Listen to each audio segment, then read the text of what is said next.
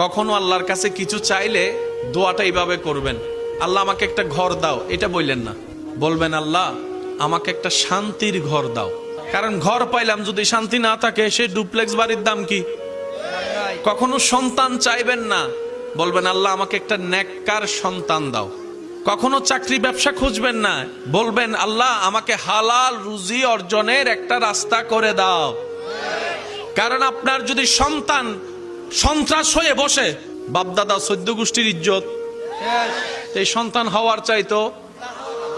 আমি কি বুঝাতে পারছি কথা?